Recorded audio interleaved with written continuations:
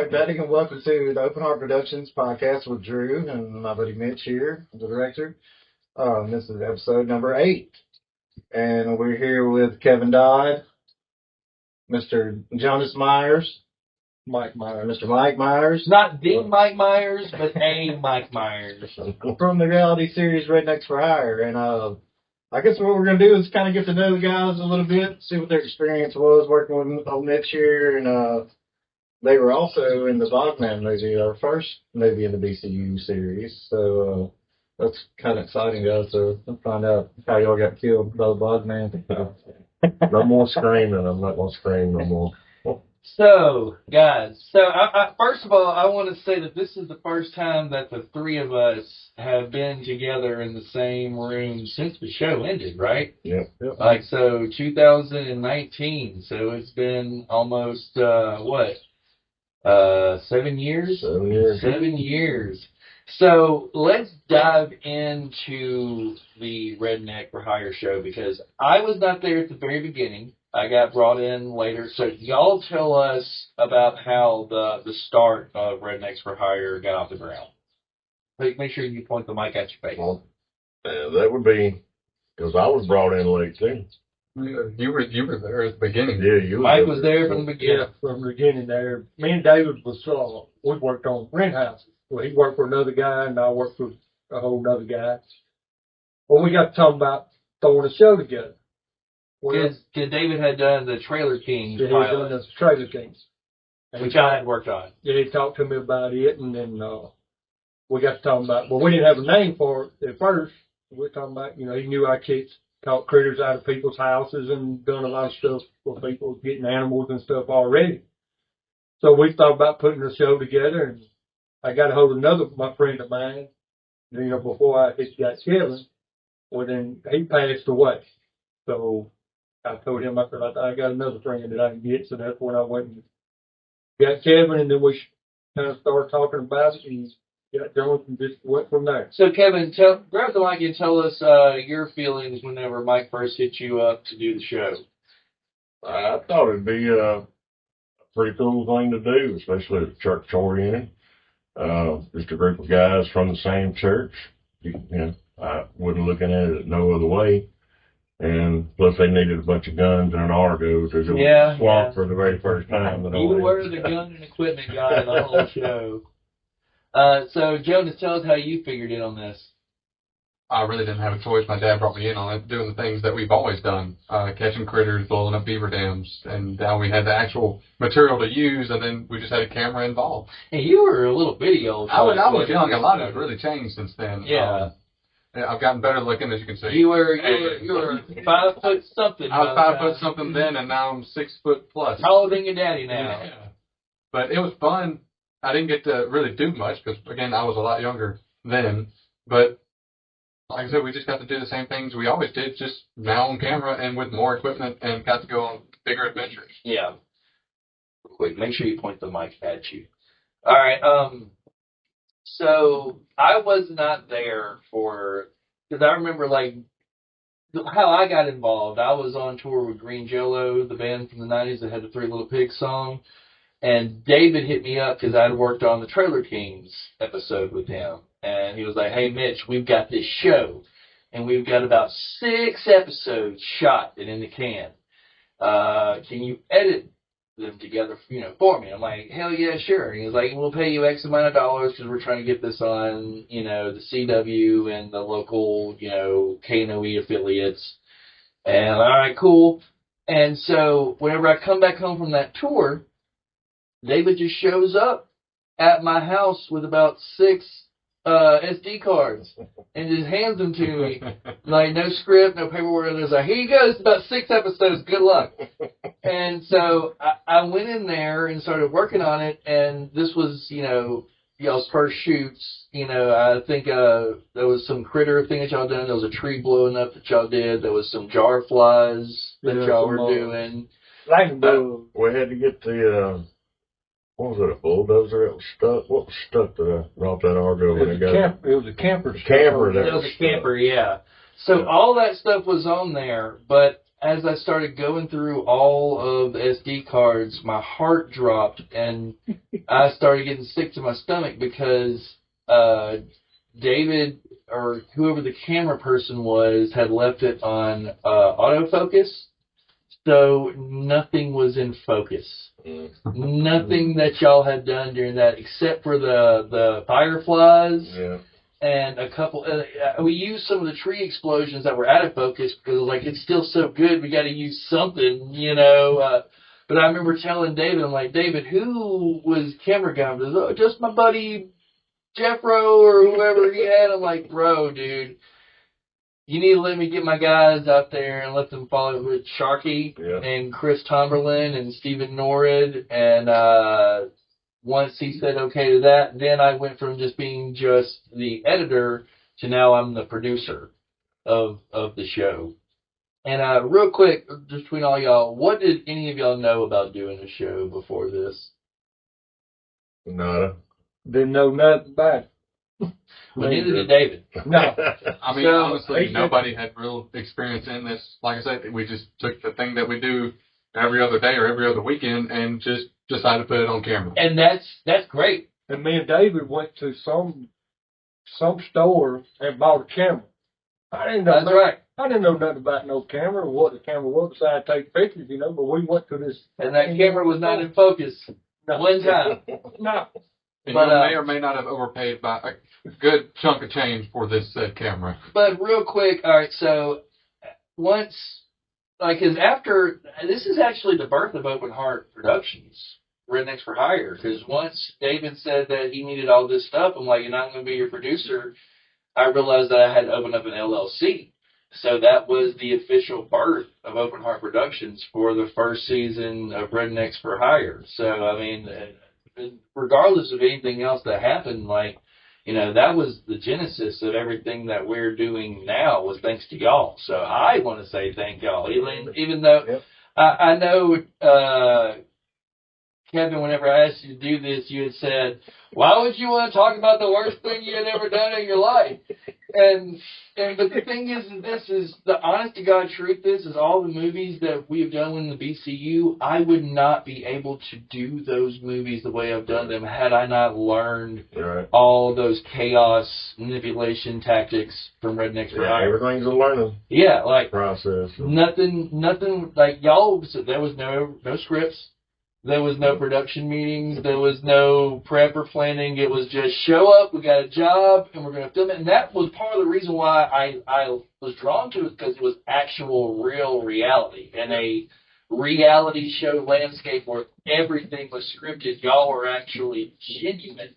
And that's what drew me to it. But also on the other side of it, I realized that there's a whole lot of things you sacrifice whenever you're doing it just pure, genuine reality, and that is prep and understanding of what's going on. There were the times that Sharky and everybody would show up and be asking David, all right, so where's the outlets, where's this, and this? And David was just like, figured y'all would figure that out once y'all got here. Like, God!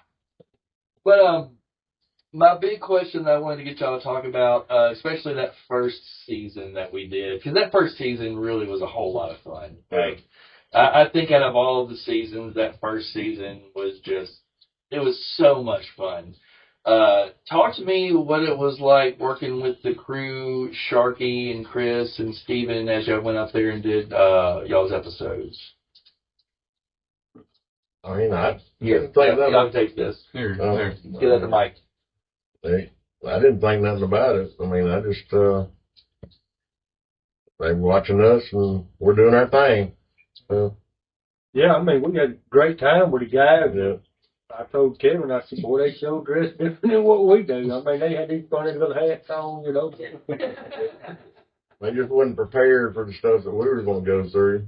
Yeah, we come out. Boots. We come out to the swamp. We have all our boots on, and they had tennis shoes on. Yeah, we let them borrow some of our boots and stuff. I will say this: I do respect them for following us out there with no idea what we were doing at all. A lot of them won't come back no more. Yeah, a lot of them haven't been back or haven't came back to any of the shoots. We were talking about this earlier. There were a couple of camera guys that we brought in on season 2 whenever y'all went out there to Revolution Park and the Beaver Dams when the water was up, that that shoot that they did with us was the last shoot that they have ever done with me. They have, like, whenever I ask them to do Bogman and Sea of Madness and everything else, every time they're like, oh, no, man, I got something going on. Oh, no. Yeah. But yeah, again, I respect them for coming out there and getting in situations where they were uncomfortable because they clearly didn't really fit in the woods and in the mud and in the gunk that we were at, and just kind of following us. So I will say there's props to them for doing that, being in a situation they didn't know anything about. Real quick, what were y'all's favorite episodes to film? If y'all can remember that. Flips and Sin. With the bees. The Bees was pretty good. Kevin wasn't there for that one. You weren't. No, I wasn't there for that one. But I was scuba diving. Yeah, now you had And y'all put propped up on a boat somewhere. Yeah, that ended up making it to the episode, but I think, what was that, David fell through the porch? That was the same episode, yeah. When they got that critter from the attic with Spencer. Yeah, big old possum. Tell us about that. But I felt kind of bad for David because we was doing the bee, and I had a bee suit on. Sharky had one on, and it was somebody else. It might have been somebody who was. I was in the house. No, y'all. There was only 2 bee suits. There was only 2. Yeah, there was only 2 bee suits. Well, I was in the house chilling. I can't remember what kind of tool or something I had, and I said, David, come get this tool. And he come over there. I guess he wasn't thinking he didn't have the bee suit on. And as soon as I handed him that whatever I handed him, they covered him. And David was running. The people that lived there, all of a sudden they seen this man come by with no shirt, rolling on the ground. I was standing in the house. It was me, Marshall Guyton, and his lovely wife, and I think 2 or 3 other people. And all we see is David run past the open window, no pants, only his shoes and boxers on, no shirt, and his hat just in his hand, just doing this. It was about the funniest thing I've ever seen. I've never seen Mr. Marshall on the ground laughing so hard in my life. It was phenomenal. I felt bad for him, but phenomenal. One of my favorite episodes of the show was the haunted house, where we told y'all that there was a coon or a possum inside the haunted house, and we needed y'all to go and find it. And then we just let y'all get deep up in there. And that's where we introduced Charles. Right. Because Charles Nell, hey, what's up, Charles? That was his first episode with the guy scaring y'all. And what I loved about that was I was in the control room watching all the screens and all the security because, all right, they're coming through this way. Charles, come, but stop. They're turning around. Stop. They might be able to see you. All right, go now. But what do y'all remember about that episode? That was a pretty good one. I mean, just you don't know what was going on around the next corner, and we were trying to chase it down, but it was it got interesting. Yeah, because I was like, man, I'm gonna pull around the corner, but I don't like stuff like it, get scared, boy. So I was on my toes the whole time. I'll tell you this from behind the scenes. I didn't really go through the haunted house thing. This wasn't my thing. But me and my mom were in the behind the scenes thing, and the whole time she's over there praying that my dad doesn't hit somebody because he's not one of those flight kind of people. There's no fight in him. It's just fight. And so I was praying that Charles wouldn't walk out and then all of a sudden get knocked out. That would have happened. Yeah. And the hot tub episode, I got free labor out of y'all. Yeah, the only thing about the hot tub is I really couldn't do that one that day because I was down in my back. So y'all had to do all the lifting. Yeah. But I was there, but I couldn't, man. I couldn't hardly walk. Got the hot tub move. It was rough on me because I couldn't hardly walk that day. Mm. Now, do y'all remember how by the time we got to the 3rd season, that basically all the sponsorship money had run out, and it was just y'all doing the GoPros on y'all's head every episode, or carrying it around? Talk to us a little bit about that. It was different. I bought the mics and the GoPros, and I think I ended up selling them to you later on. But you get a lot more close up action pictures and stuff with it. You know, having it with you. And I got the idea when I was down there scuba diving, and I filmed the crowd down there when y'all was sitting there fighting the bees. So I got that idea from there. Yeah, the hard part with me on that was figuring out how to turn it on. I go through a whole other deal. And it wasn't even on. That wasn't just hard for you. I promise it was hard on me too, because I had to teach them how to use it several times over. But it was fun. The only thing about it is we didn't have a camera crew one time, and we were out there squirrel hunting. And my dad was like, I'm going to play a joke on him. I'm going to shoot at the ground right beside him. And, well, my foot went right in front of the barrel. And it grazed. It didn't hurt. It just grazed my foot and scared me. And so we didn't get to send that footage in for reasons. But it was fun.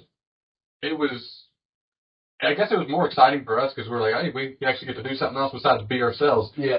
And that also felt at the same time because we didn't get to get the good shots, but we just got our view of it. Nobody got to watch us go through the same thing.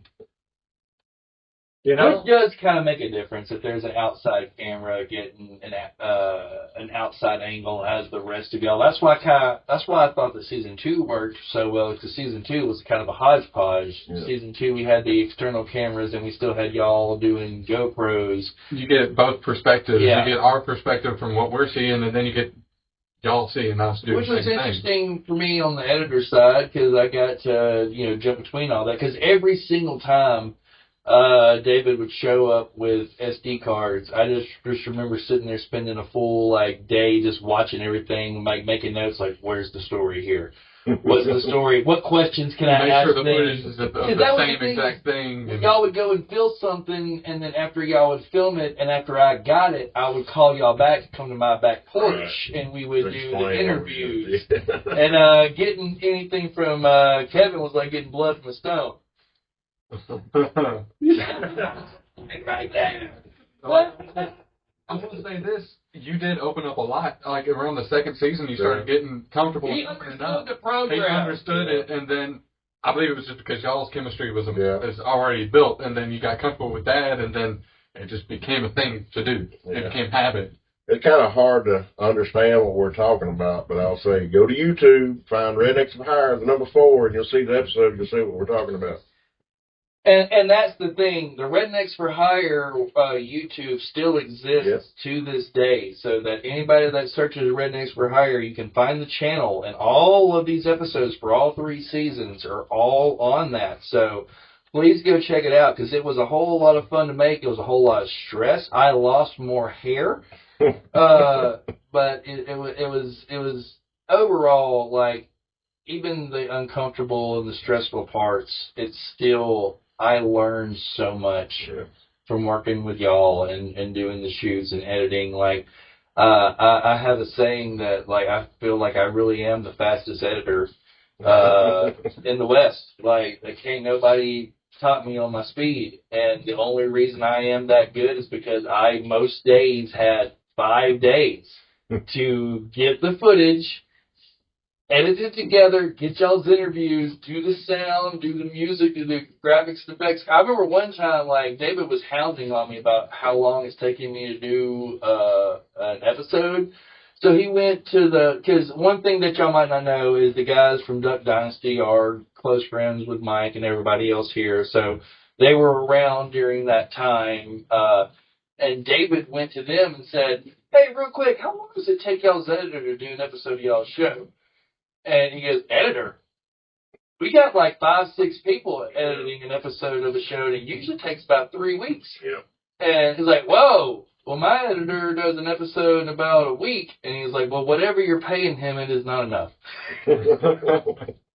I remember one time we come to your house, and just the look on your face when me and Kevin brought that Ziploc bag for there was that old, whatever you call it. The SD card. Yeah, had a Ziploc bag, and the look on your face was, oh, God. I got to watch all of these now. Yeah, we couldn't remember which one was which. We just put them in a I know. I know. There was no organization. Because there were times that I would be watching something from the first SD card, and then whenever I got to the 4th SD card, something on that matched up with something from the first. I'm like, oh, well, there's that. Let me make sure I write a note, And again, the props to you for doing that, because there's no way I could have done that, or them at all, especially Love You Dad, but you definitely couldn't have done that. But yeah, we were so unorganized. I think that was the main thing that irritated me the most. Even as young as I was, I could understand a lot. I kind of grew up fast. I had to. Yeah, but you in real world situations. Yeah, but it was so unorganized, but yet somehow we made it work, and I'm grateful for it because we got to experience a lot of different things, meet a lot of cool people, and do a lot of things that we wouldn't have been able to do without the connections we had through the show and through the people we knew, like Mitch and everybody. And we really appreciate you. I don't know if we ever told you, but we appreciate it because I know it's man, especially us bringing Ziploc bags and saying, here, you like, yeah. And then your gear getting covered in mud half the time, and you're like, God, freaking out. Well, and to be honest with you, most of the time I didn't give a shit about that. Like, the gear covered in mud, I've never been a gear guy. As long as I could get it all off and it all still worked afterwards, I really didn't care. Now, y'all did almost kill me on one of the shoots. I don't recall. It was the first time that I ever went out to Richard Henderson's land. Yeah. And there was those baby coons in the in that tree. Yeah. Oh, when the tree blew up and that chunk of wood blew up and that hunk went right past my face. I felt it on my ear and then embedded into the tree. And that got caught on camera. That got caught on camera. Yeah, it did. And I said I was done. I'm going home. It was like slow motion. I could see you duck and dive behind a tree, and that piece of wood was just flying. It stuck into the tree behind us. Yeah, it did. It was me behind there, you and Charles, and somebody else was back there, our camera guy at the time. I don't know who. What's so ironic is as I'm running back up to my vehicle, I'm like, I ain't never coming back here again. This is insane. And now Richard's land is Boggywood. Yeah, it's the place that we have filmed every movie at ever since we started. Props to him, too, because I know he put a lot of work into Bogman. I'll tell you that. Did. I worked with him at the time at the shop, and he was between him working on cars and then working on the costumes and props and then back to the cars and stuff, yeah. Hey, Dru, as somebody outside that, because Dru watched a bunch of episodes with me, do you have any questions you want to ask them as a viewer? I mean, now that y'all have experienced doing stuff on TV, do you ever plan on doing anything else? If he asks. If Mitch asks. There it is. There's the invite. Okay. All right. Within reason. As long as he don't kill us off so soon, we'll be the head of the show. we'll talk about the Bogman stuff in the next episode, but we got him here, so we're going to ask those questions. Now, a lot of people that I talk to about the Rednecks for Hire show, they ask what happened with it, why it didn't work. And I'm going to give my honest to God opinion on why it didn't work. The reason that I think that the show didn't work is that too much emphasis was put on broadcast television. If we had stopped spending the money that we were spending to do broadcast television every week and then just put half of it towards online ads, I feel like we could have made something much more consistent or less. Because Dru can tell you, once we started putting money into ads, like our views burst up like 70,000 in one quarter. Yeah, that's by January of this last year. We were over 1 million people. Yeah, we should have went that route. Like if because we were like spending over almost $200 a week.